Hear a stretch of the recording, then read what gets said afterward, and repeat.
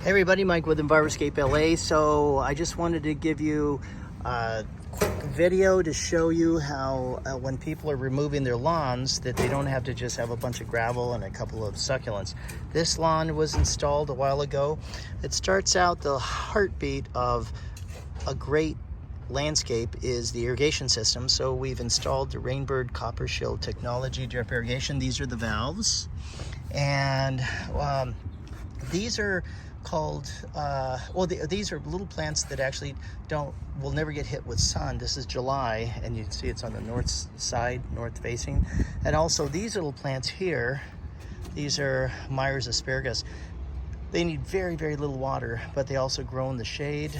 And then as we get farther out in the yard, we see that we have stuff that is more sun loving. We did have on this design, we did want to make it so that it looked like there was a dry creek bed going through it. And so we have the dry creek bed starting from the top of the driveway there. Then it goes this way. There's the front entrance, the front door. Then it hops over here and it continues down out to the end of the property. There's the neighbors right there. This yard kind of looked like this, where there was just a grass lawn at one point. And so you can see here, it's actually got the dry creek bed, and then it kind of hops and then comes over this way. What's interesting is we have, check out the pollinator there, the bee.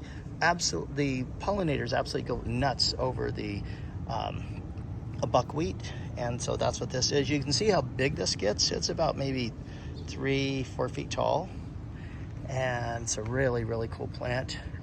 It's a native, so it actually helps and feeds the pollinators better than anything. You can see the bees right there, and butterflies. We do have, this is not a California native, it's called the Sago Palm, but it is very extremely drought tolerant. We added some boulders, and then it's all topped off there. You don't see any soil at all because we have a bunch of mini bark here, and the mini bark actually breaks down and attracts the mycorrhizal fungi. We do have, this is Artemisia Powys Castle.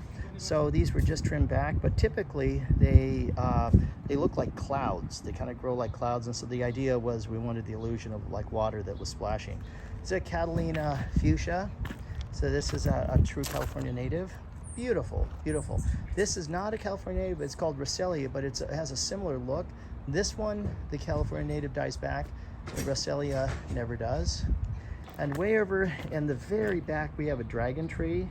It's in the succulent family, but we needed something in that corner that wasn't gonna beef out.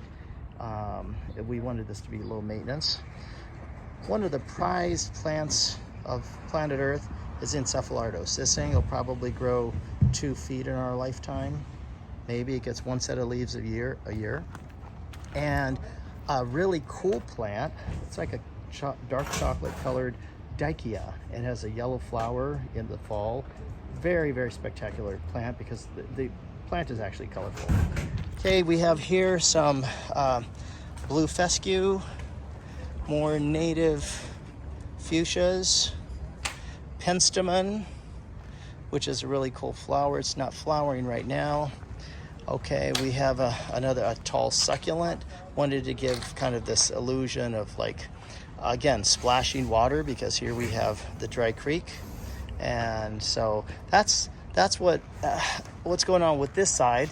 And then on the other side, we see, as the waterfall, so to speak, the dry creek bed comes down, there's plants on either side of it. Here's the Roselia, and then more Dicea, another penstemon. Check out those flowers. Isn't that the most spectacular little flower? And they're like succulents. Speaking of succulents, let's see, Aeoniums here. Here's another Encephalardos, Myers asparagus, really cool plant. And this is a non-native, it's called Status, but it is a great plant. A Mediterranean plant here. This is the lavender, Dicea, Status. One of my favorites of all time. These flowers are over 6 feet tall. This is called the Hesperlo. California natives, very, very happy, but they just have that, all these coral spikes from the Hesperlo. And when the flowers are done, then you have this really cool plant. Almost looks like liriope. California Fuchsia. Here's another one of these beautiful Sago Palms. Boulder here. And this is deer grass, Muhlenbergia. Another Muhlenbergia here. Here's another angle of the Myers asparagus. Another Sago Palm. Jade plant because it's super drought tolerant. And this is it. This is a side view. So I'm in the driveway looking downhill, and this is what the garden looks like.